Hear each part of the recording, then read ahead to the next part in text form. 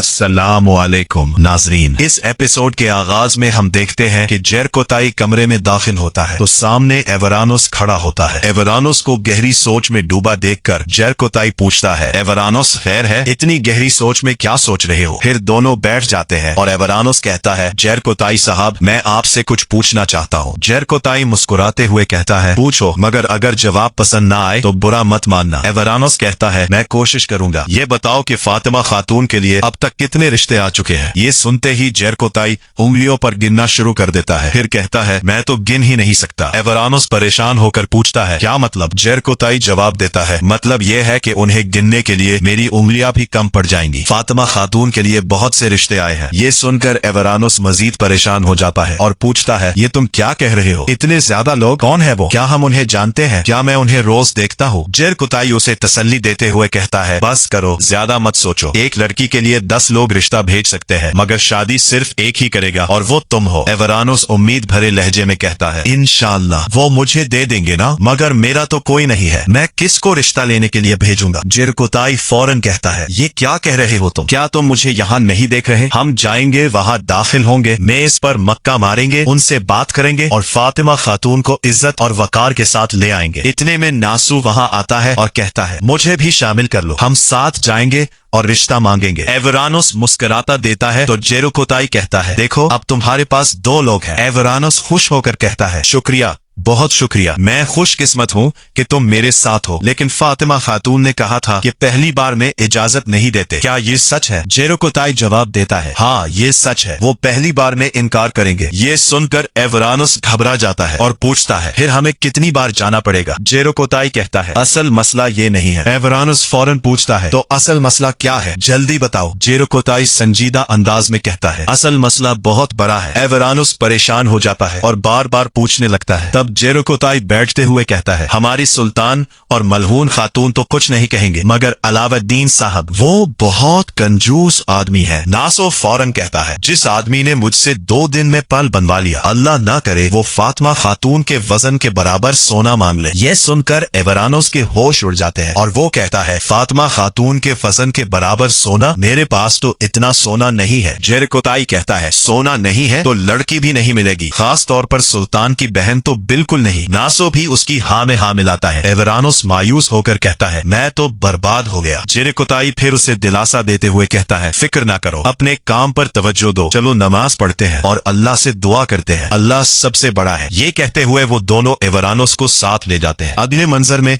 नासो सुल्तान के साथ चल रहा होता है और कहता है, मेरे सुल्तान, जैसा कि मैंने पहले अर्ज किया था, कुछ किले ऐसे हैं जिन्हें मरम्मत और मजबूत करने की जरूरत है। मैंने सिपाहियों को मुकर्रर किया है, मगर हमारी तादाद काफी नहीं, इसलिए मैंने अवाम से मजदूरों की मदद मांगी। सुल्तान उसकी बात मुकम्मल करते हुए कहते हैं, लेकिन लोगों ने एतराज किया और काजी से फतवा भी ले लिया, ऐसा ही है ना? फिर सुल्तान काजी से पूछते हैं, काजी आफंदी, मुझे बताए, क्या नासो चलबी ने जो किया वो शरीयत के खिलाफ है? काजी जवाब देते हैं, अगर लोग राजी नहीं है तो ये जायज नहीं है। दूसरी तरफ खवातीन खड़ी होती हैं कि इस पूछा वहां आती है। सब खवातीन उसे सलाम करती हैं, मगर शहजादी नीलूफर उसे मुकम्मल नजरअंदाज कर देती है। इसी दौरान सुल्तान, काजी आफंदी और नासू चलबी वहां पहुंचते हैं। सुल्तान कहते हैं, हमें इस मामले में जल्दबाजी नहीं करनी चाहिए। काजी आफंदी, खलील, आपने बेल्जिक में काजी के तौर पर खिदमत अंजाम दी है, इस बारे में आपकी क्या राय है? खलील जवाब देता है, सुल्तान, काजी आफंदी दुरुस्त फरमा रहे हैं कि लोगों को उनके रोजगार से रोकना दुरुस्त नहीं, लेकिन इस्लाम हमें हर हाल में जहाद और इस्लामी सरजमीन के दिफा का हुक्म देता है। किलों को मजबूत करना भी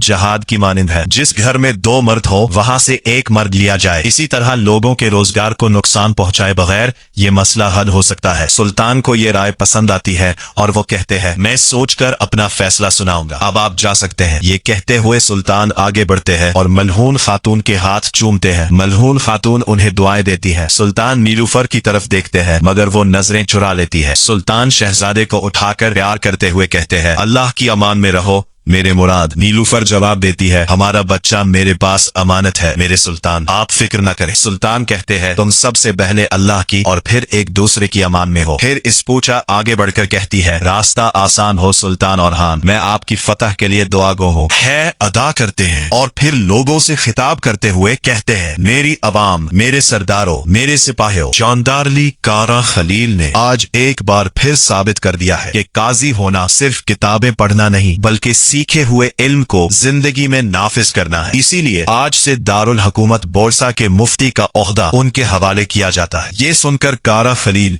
सीने पर हाथ रखकर अदब से सर झुका देता है। सुल्तान मजीद कहते हैं, अब से ये अपनी तलवार से नहीं बल्कि अपने मुनसिफाना फैसलों से जहाद करेंगे। फिर सुल्तान उसे गले लगाते हैं और रवाना हो जाते हैं। इस पहुंचा रस्म के मुताबिक रास्ते में पानी गिराती है, मगर गोंजा तंजिया अंदाज में कहती है, शहजादी आपको हमारे रस्म रवाज जानने का बड़ा शौक है। हलीमा भी तंज करते हुए कहती है, बिल्कुल ऐसे जैसे उसने हमेशा यही ख्वाब देखा हो। उनकी बातें सुनकर इस पहुंचा उदास हो जाती है। मलहून खातून गुस्से से गोंजा और हलीमा से कहती है, मैं दोबारा तुम्हें तंबीह नहीं करूंगी, तुम्हें आपस में मिलजुल कर रहना सीखना होगा। इसके बाद हम देखते हैं कि जंगल में सुल्तान अपने साथियों के साथ घोड़े दौड़ा रहे होते हैं। दूसरी तरफ बारिश में ड्रसून को जंजीरों में जकड़कर बाहर लाया जाता है और पिंजरे में डाल दिया जाता है। एक सिपाही छुपकर ये मंजर देख रहा होता है और ड्रसून उसे इशारा कर देता है। उधर इस पहुंचा गुस्से में कमरे में दाखिल होती है और इराज से कहती है, मेरा क्या कसूर है, मैंने ऐसा क्या किया है कि मुझे ये सब बर्दाश्त करना पड़ रहा है। इतने में मलहून खातून वहां आ जाती है और इस पहुंचा से कहती है, हारा कोई कसूर नहीं है, आओ यहाँ बैठो। दोनों बैठ जाती है और मलहून खातून कहती है, जिसका इम्तिहान ना लिया गया हो वो इस हालत को नहीं समझ सकता। शायद तुमने सुना हो, मैं उस्मान बे की दूसरी खातून थी। मैं यहाँ इस शख्स की बीवी बनकर नहीं आई थी जिससे मोहब्बत करती थी, बल्कि रियासत की दिलहन बनकर आई थी। इस पोचा कहती है, इराज ने बताया था, मैं जानती हूँ। मलहून खातून कहती है, तब मुझे समझ आया कि इस घर में औरत होना अलग बात है और किसी सरदार की खातून होना अलग बात। हम पहले रियासत से शादी करते हैं, दिल से बाद में। इस पोचा जवाब देती है, मैं इसके लिए तैयार नहीं हूँ। आपने तो एक बच्चे के लिए शादी की थी, जबकि मैं एक सियासी मुआहदे का हिस्सा हूँ और हान और नीलूफर एक दूसरे से मोहब्बत करते हैं। मलहून खातून नरमी से कहती है, इश्क और मोहब्बत दो अलग चीजें हैं। इश्क शौले की तरह होता है जो जलाकर राख कर देता है, जबकि मोहब्बत अंगारे की तरह होती है जो देर तक दिल में सुलगती रहती है और गर्मी देती है। निकाह के बाद तुम अल्लाह की नजर में मियाँ बीवी हो जाते हो, फिर मोहब्बत खुद परवान चढ़ती है। फिर वो कहती है, तुम्हारे पास दो रास्ते हैं, या तो अपनी किस्मत का रोना रोकर खुद को तबाह कर लो, या अपनी किस्मत कबूल करके इस महल का एक मजबूत सुतून बन जाओ। फैसला तुम्हारा है। इस पोचा पूछती है, मैं क्या करूं? मलहून खातून जवाब देती है, सबसे पहले सब्र करो, मुशाहिदा करो, समझो इस घर में कोई तुम्हें तुम्हारी जगह नहीं देगा, तुम्हें अपनी जगह खुद बनानी होगी। ये कहकर मलहून खातून वहां से चली जाती है। दूसरी तरफ सुल्तान अपने जानबाजों के साथ एक वादी की तरफ बढ़ रहे होते हैं। सुल्तान कहते हैं, वो वादी सामने है जहां वो तीनों गाफिल हमें फांसना चाहते हैं, इसीलिए मैंने एवरानुस से कहा था कि वो उलुबाद की तरफ से आए। जेरिकोटाई कहता है, जैसा कि आपका हुक्म था, फौज वादी के दाखिली रास्ते पर इंतजार कर रही है मेरे सुल्तान। बोरान कहता है, इंशाअल्लाह दरसून ने वो कर लिया होगा जो उसे करना था। सुल्तान पुरएतमाद अंदाज में कहते हैं, मुझे दरसून पर मुकम्मल भरोसा है, सब मुख्तात रहे, अब से हम जंगी हालत में आगे बढ़ेंगे, जंग मुबारक हो। ये कहकर सब आगे बढ़ना शुरू हो जाते हैं। और नाजरीन, इसी के साथ आज का एपिसोड इख्तिताम पजीर होता है। वीडियो पसंद आए तो लाइक और शेयर जरूर करें। अगर अभी तक सब्सक्राइब नहीं किया तो चैनल सब्सक्राइब करें और बेल आइकॉन दबाना मत भूलें। मिलते हैं नेक्स्ट वीडियो में।